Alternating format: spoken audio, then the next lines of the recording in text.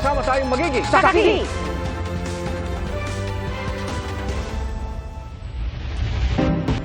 Iga na sa piskalya na ang mga reklamo isinampa laban sa Police Lieutenant Colonel at dalawang iba pa na inaresto dahil umano sa rentangay. Ayon sa PNP, mahaharap din sa kasong administratibo ang pulis na itinanggi ang alegasyon sa eksklusibong panayam ng GMA Integrated News. Saksi, si Marisol Abduraman. Sa entrapment na nauwi sa habulan. Arestado ang isang suspect at kasama niya na nirentahan umano ang isang SUV at ibinenta sa social media. Isang lalaki at saka isang babae, sila po yung actual person na nagrenta at tumangay ng sasakyan. Yung involved po ditong sasakyan is worth 1.2 million, ibinebenta nila ng 350,000. So maiinganyo po yung ating mga biktima. Nirentahan umano ang sasakyan ng 2 araw pero hindi na raw sila makontak ng may-ari. Kinabukasan, pinost umano ng mga suspect na for sale ang sasakyan. Pero hinanap muna ng interesadong buyer ang rehistro ng sasakyan at kinontak ang may-ari, kaya nagkabistuhan. Nalaman nung buyer na hindi ibinebenta ng registered owner yung sasakyan niya. In fact, is hinahanap na niya dahil nirentahan, hindi na ibinabalik nung nagrenta. Isa pang suspect ang arestado matapos ituro ng mga naunang nahuli, si Police Lieutenant Colonel Gijon Ines na naging Investigation Unit Chief ng Makati Police at aktibo pa rin miyembro ng Eastern Police District. During that time po ay it appears po, base po sa investigation po ng Highway Patrol, ay siya po ang nagbibigay po ng instruction doon sa dalawa at nakita po nakausap pa niya ito prior po doon sa bago pa nagkaroon ng takbuhan.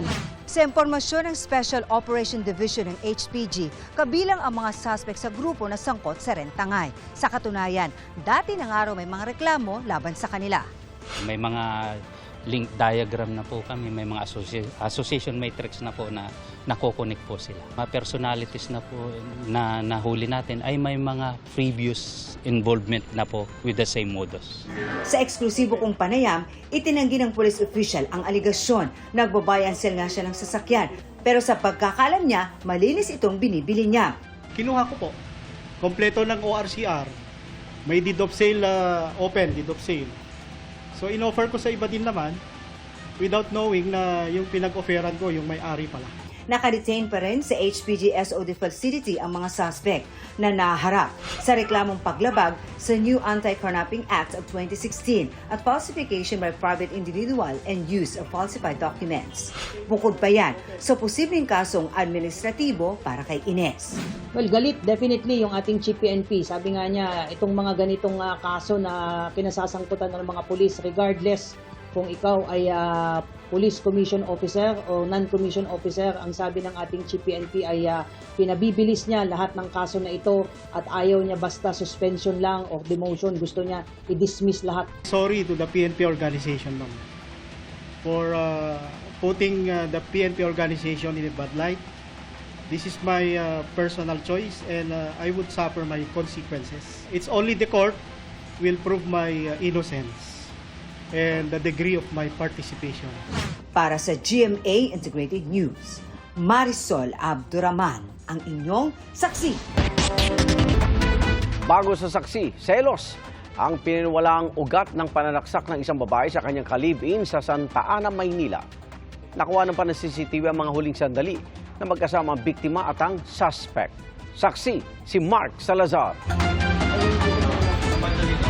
Pasado alas 11 kagabi sa Santa Ana, Maynila, makikita ang isang lalaki at babae na kaswal na naglalakad sa eskinita hanggang sa paglabas sa kalye. Umalis din ang babae habang sumakay naman ng motorsiklo ang lalaki na isusugod na pala noon sa ospital. Ang lalaki na kinilalang si Cecilio Lopez, sinaksak umano sa dibdib ng kanyang live-in partner na kasama niyang naglalakad sa video. Ang nangyari nga ay isang away ng magkalipin. Lumalabas selos, no, nagsiselos. Di umano itong biktima natin ay may ibang babae kung kaya nagtalo sila o nag-aaway sila nitong kanyang kalibin. Dead on arrival sa ospital ang 25 anyos na biktima.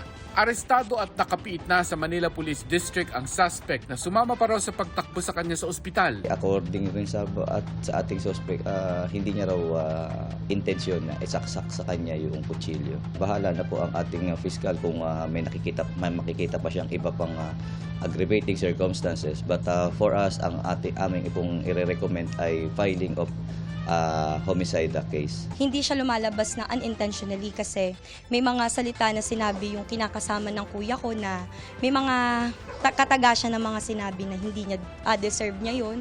Yung pagkakagawang pagkasaksak, itutuloy namin ang kaso. Hindi pwedeng hindi. Saksi sa krimen ang 2 kaanak ng biktima, kabilang ang isang menor de edad na nakita ang pagsaksak. Ang isa naman nasa 3rd floor ng bahay noon.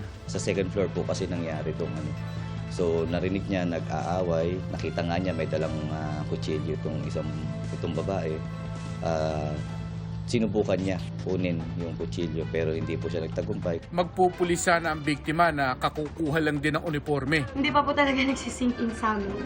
Yun nangyari. Sabi nga po namin, gisingin. Baka nga po panaginip lang. Kasi napakababaw ng dahilan para mawalan siya ng buhay. Tumangging magbigay ng panayam ang suspect. Sa Talisay, Cebu, gamit ang cutter, ginilitan ng 58 years old na taxi driver ang kanyang 52 years old na nobya. Base sa investigasyon, galing Karkar ang dalawa sakay ng motorsiklo pero nagsimula raw magtalo pagdating sa Talisay hanggang sa mauwi na ito sa Karahasan. Ayon sa hepe ng Talisay Police, selos ang ugat ng pagtatalo. Arestado ang suspect. Para sa GMA Integrated News, ako si Mark Salazar, ang inyong saksi. Bago sa saksi, patay ang 13 taong gulang na lalaki matapos umanong madikitan ng dikya sa Camarines Sur. Ayon sa ina ng biktima, nangyaring insidente nitong Sabado nang mag-swimming sa beach ang anak. Naisugod pa siya sa ospital pero hindi na naagapan. Kasunod nito, nagpaalala ang BFAR Bicol sa publiko na mag-ingat kung maliligo sa dagat. Sakaling madikitan ng dikya, hugasan agad ng malinis na tubig ang apektadong bahagi ng katawan at lagyan ito ng suka. At kung may nakadikit na tentacle sa balat, tanggalin ang mga ito at agad pumunta sa ospital. Baha ang naranasan sa ilang lugar sa bansa dahil sa mga pag-ulan. Namuo naman isang low pressure area sa silangan ng Mindanao. Saksi si Paul Hernandez ng GMA Regional TV, Balitang Southern Tagalog.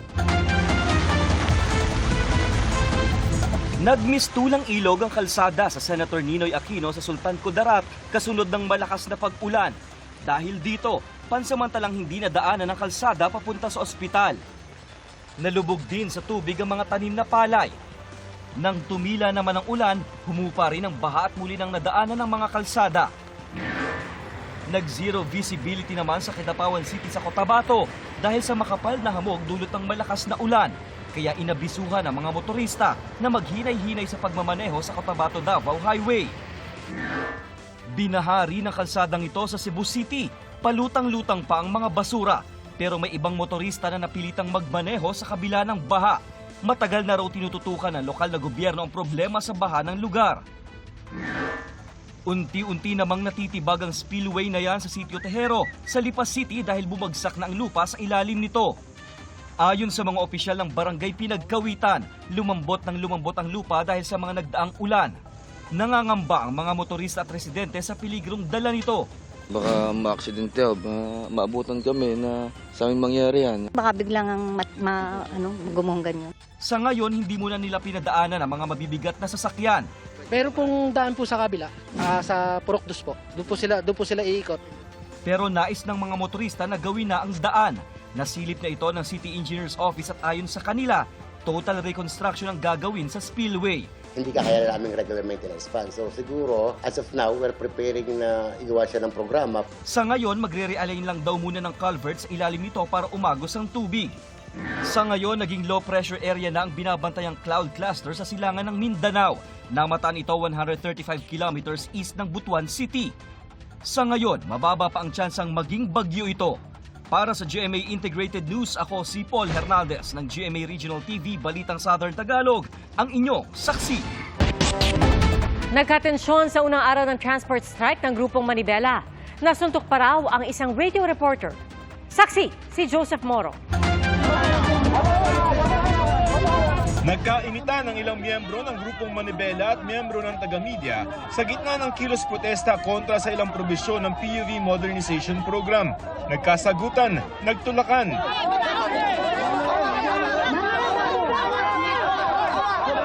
Hinatak ng kanyang driver ang radio reporter na si Val Gonzales. At namagitan naman ng ilang malalamig ang ulo. May sumusuntok dito, may sumusuntok sa akin dito. Nagagalit sila na inire-report ko yung katotohanan na 30 minuto na nilang hinarang itong kahabaan ng isabi nyo. Walang sumuntok, tinulak lang siya. Bakit siya nagsalita ng mga bastos kami? Balik tayo sa alay! Ito ang unang araw ng kilos protesta at tigil pasada na ikinasa ng grupo sa Metro Manila at sa ibang probinsya sa bansa. Tutol kasi sila sa consolidation ng mga tradisyonal na jeep kung saan kailangan nila magpalit ng mas mahal na mga modernong jeep o minibus. May ilan ding galing Pampanga na sumali sa kilos protesta dito sa Metro Manila. Hindi na raw namamasada sa San Fernando, Pampanga ang mga hindi nag-consolidate dahil sa takot na mahuli.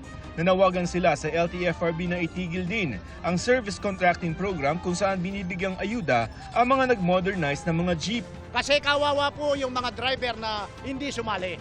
Naharangan ng mga nag-welcome miyembro ang daloy ng trapiko sa East Avenue sa Quezon City. Tanghali na makausad ang mga sasakyan. Pero ayon sa MMDA, walang epekto sa pampublikong transportasyon ang kilos protesta ng Manibela. Ayon din sa PNP, walang na-stranded na mga pasahero. Wala naman po tayong nakamonitor na mga stranded na pasahero. At kung sakali naman po, nakahanda po ang pamahalaan na tumugon para mabawasan po yung pong inconvenience sa ating mga mananakay. Sa harap ng opisina ng LTFRB, ginit ng grupo na labag daw sa konstitusyon ang inanunsyong panguhuli sa kanila ng Land Transportation Franchising and Regulatory Board o LTFRB. 5 taon dapat ang bisa ng hawak nilang mga prangkisa. Yung revocation ng walang due process, unconstitutional ito at labag sa batas talaga. Gusto ng grupong Manibela na payagan pa rin sila makapagparehistro kahit hindi na sila sumali sa PUV Modernization Program. Pero ang LTFRB nagbanta na ng panguhuli. Isang taon na provisional na ibibigay po sa atin, malaking bagay na ito. Hindi kami papayag na may mahuli sa mga miyembro namin. Itinuturing ng Colorum ang mga hindi sumali sa consolidation dahil wala na silang provisional authority para mamasada pa. Pinaplansya ng LTFRB sa LTO at MMDA ang gagawing panguhuli ng mga Colorum na jeep ngayong linggo. Pinapatupad lang ho namin yung utos po ng batas na pag hindi ka na po lehitimong operator po, wala ka ng prangkis at ikaw ay Colorum, huhuliin ka na namin. Ang mga hinuhuli lang po namin ay yung mga Colorum. Para sa GMA Integrated News, Joseph Morong, ang inyong saksi. Mga kapuso, sama-sama tayong maging saksi. Mag-subscribe sa GMA Integrated News sa YouTube at para sa mga kapuso abroad, samahan niyo kami sa GMA Pinoy TV at sa www.gmanews.tv.